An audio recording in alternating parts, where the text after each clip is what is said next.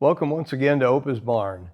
Today we're going to talk about workbenches and the different styles and types and sizes of workbenches and how they were a main feature in a woodworker's shop. This is a jointer cabinet maker's bench, and there are certain features on this bench that show that it is a jointer cabinet maker's bench, and the fellow I bought it from told me that's what his great-grandfather had done. He made cabinets and tables and those kind of things. The original owner of this bench was 82 years old, and he told me that this workbench had been made by his grandfather when he came over from Germany. He didn't know when that was, but I did some genealogy work and traced back their family history and found out that his great-grandfather who made this bench came over from Germany between 1840 and 1850. To start with, this bench I found it at an estate sale. Now, you can travel all over the country looking for a bench like this and maybe never find one, but I was fortunate enough that this was at an estate sale 6 miles south of where I lived. They had advertised wooden clamps, so I went to see what these wooden clamps were, and here was this workbench. It didn't look quite like this. If you can think of old gray barn beams with paint spatters and grease all over it, that's what it looked like. I took and cleaned it up, so it would be the best look that we could possibly have. When I went to the estate sale where they had this, the auctioneer knew what he had. He started the bidding at $500, tried to get a bid, nobody wanted to bid on it right away, so he started backing up like they do. $400, $300, finally he says, okay, come on, let's get this going. $75, somebody get it started. I bid $75 on this workbench, and nobody bid against me. The bulk of this workbench is made out of chestnut. I thought it was made out of oak. That's something I'm used to working with, and the chestnut trees have been gone for a lot of years because of the blight that killed all of them. But this bench is made out of chestnut. In the top here are maple inserts put into the tabletop. The reason those are put there is because this area right in front of me is your real work surface, and that part of it will wear away before the other does. So this is put in there with wooden pegs so that that can be replaced if you ever need to. Another interesting thing about this workbench, remember I said it was made between 1840 and 1850? Now, I don't believe in evolution, but I do know we've changed over the years. And if you look at the bench itself, I'm 5'9", and a workbench should hit you about waist height. So you can see this is a couple of inches low for me. I've got it on top of 4x4s down there to bring it up to that height. That's how much shorter people were 150 years ago. In the front part of your workbench, there's a trough, and that is designed there to put your tools in, so your tools aren't falling off of your workbench as you're using it. A workbench like this is made in two specific parts. You have your top and you have your legs, and they're just recesses in there so that that top can set on top of the legs. The reason they make them like that is so this can be picked up and moved to the job site and make it a lot easier to go in two pieces like that. This is a right-handed woodworker's bench, because the clamp is over here, and that's where a right-handed woodworker would be using that. Also, you'll see the legs slant that direction, and that is so when you're doing your planing or chiseling, all the motions go that direction, and that's why the legs are slanted like that. But it's kind of an oxymoron. Yeah, I've never seen a left-handed woodworker's bench. They learned the job of doing woodworking through an apprenticeship system. And you learned from a right-handed person who had learned from a right-handed person before that, and so on. And you use their tools, and those tools were designed for a right-handed person. If you were left-handed, you either learned to do it right-handed or you went and got a different job. One of the things that designates this as a jointer cabinet maker's bench are not only does it have places here where you put these bench dogs in here to clamp things together. This clamp will open up. You can clamp all the way across here wherever you want to put these in. But a jointer's workbench also has the cutouts that you see right here. And the reason that those are made in there, you don't always find that in workbenches, but this is made in here so that you could open up this clamp right here and put your board in there and rest it on that, and you'd be standing on the other side, but you would joint the edge of your board where you're going to glue boards together. That's where the jointer work comes in.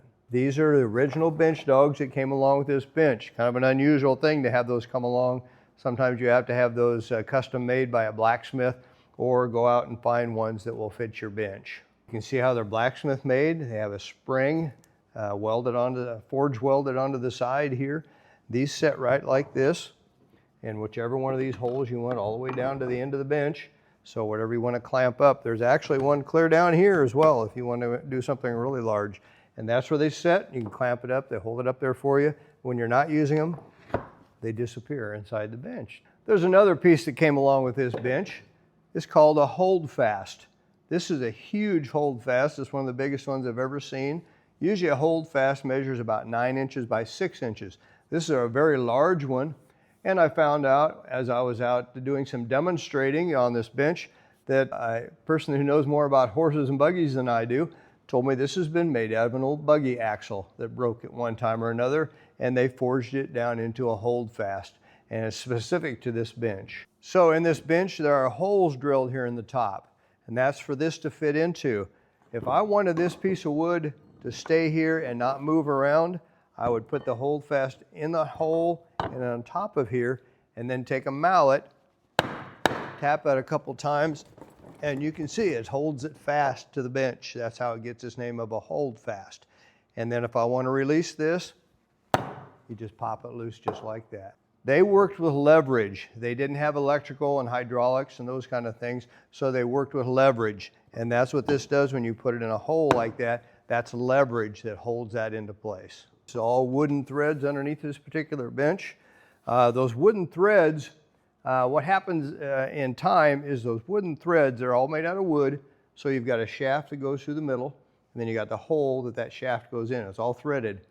That shaft gets smaller as it ages. The hole it goes through gets bigger. That's a bad combination. It gets all loose and sloppy. So what they would do is they would take some thin leather, wrap around that shaft, close it, and then tuck the corners over and tack it into place so that leather would fill in that gap. And the leather has natural oils in it, which actually lubricate that shaft. So it's nice and shiny because of that. Well, this bench is 99% made out of wood, but there is a couple of metal pieces into this bench. They're a heavy bolt. There's one here and one down on the other end. This goes in about this far and then has a nut where you can reach in there and turn that nut on there. That is put in there so that when you use this clamp, if those weren't there and you clamp, you would literally pull itself apart. Those hold that clamp together. On this main clamp over here, you've got the second bolt that, again, goes in about this far where there's a nut under there that holds it into place so that when you clamp on this, it doesn't pull this whole thing apart. Here we have a smaller workbench. This is a type of workbench you'd see in a typical shop, or maybe see it in a school shop. On this particular bench, we have it set up with rope makers here, and that's what you see in the background. These are designed with a clamp. You can see this one's on the left side. You'll find that on either side on these type of benches. Here's another feature you'll find in some workbenches. This is to hold your part into place when you're doing planing and chiseling and those kind of things, and this holds up against it. Right now it's in the up position to hold a piece of wood. When you're not using it, you turn this down,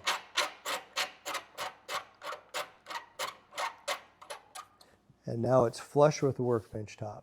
Here we have yet another workbench, smaller sized, and this has the wooden clamp again like the big workbench had, and also the clamp on this side. This size of bench you would find in a home workshop, as opposed to an industrial sized bench that gets much larger than this.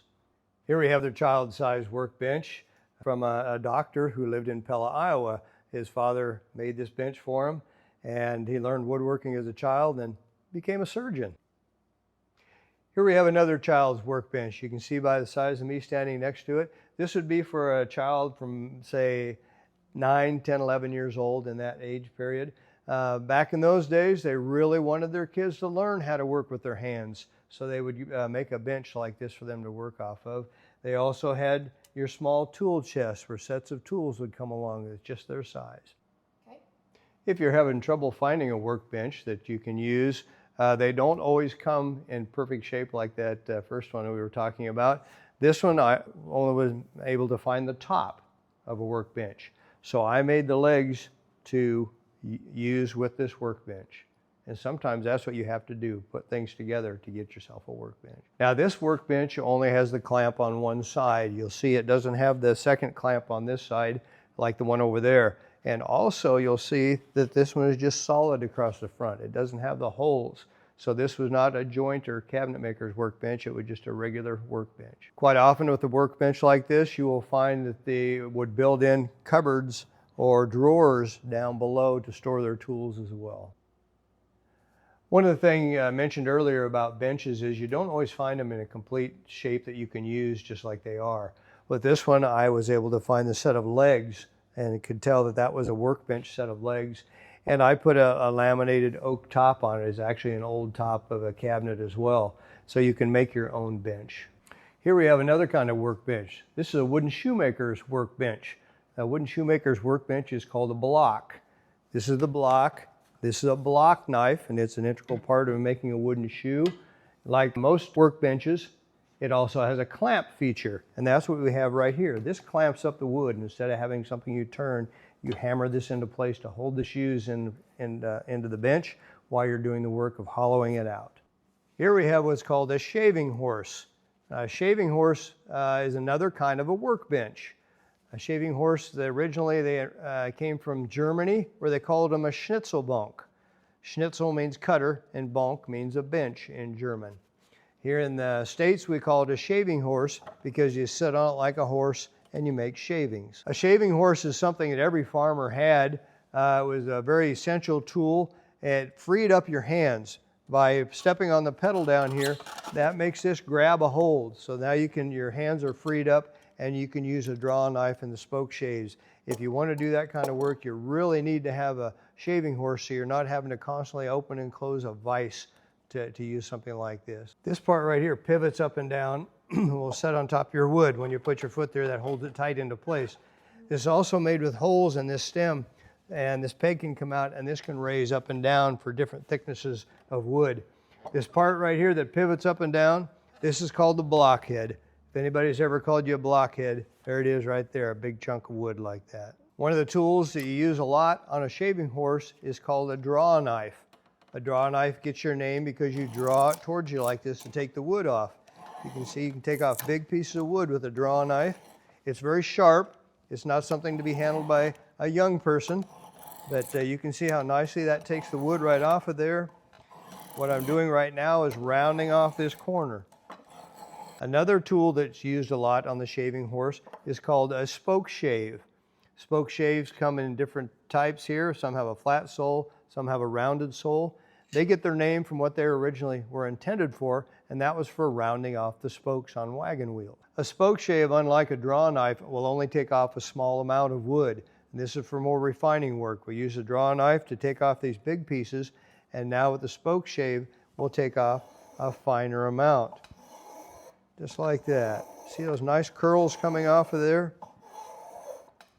Used to be years ago, this was a job for Grandpa on the farm, sitting on a shaving horse. There weren't too many jobs where you could sit down and work, but Grandpa would be out there working and making these shavings. All the little girls would come running. Back then, the kids didn't have much for toys to play with, and this made excellent hair for their dollies. If the little girls had enough shavings for their dolls and didn't need any more, Grandpa would save this. He'd put it in a bucket and save it. If you were the person in charge of getting the fire started every morning, you really appreciate having some of this on hand. And lastly, I'm going to use this curve-soled one. It will take off an even a smaller amount of wood. And I'm trying to make this rounded, so I'm going to use a curve-soled one. And you can see it taking the wood right off of there.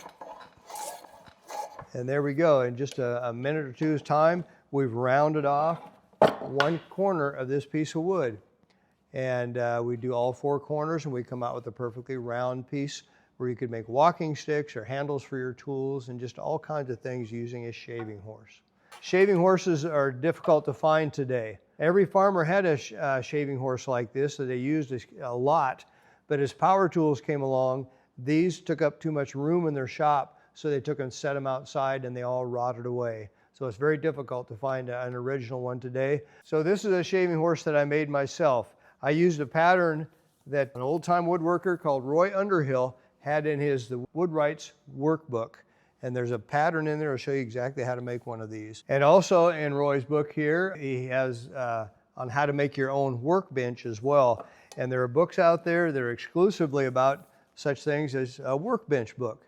So if you really want to get into deep on the workbenches and how they're made and how they were used, there's lots of material out there for you. Another of the things that I have learned in all the years of collecting tools like this, I bought this from one of the original owners. After the sale, I went and talked to him and I asked him questions. And that's one of the things I want to emphasize is when you buy a tool of some type and you buy it from the original owner, get as much information as you can about it. You may think that you don't need all that information, but sometime in the future, there's a good chance you may need to know that. So as far as finding tools like this, just have to be out there looking around. Sometimes you get lucky. There's times I go to a sale and I come home with nothing. There's other times when I go to a sale of some type and I'm wondering how in the world am I going to fit this all in my vehicle to get it home. Once again, we hope you've enjoyed these videos that we've been doing. Please like and subscribe to our channel.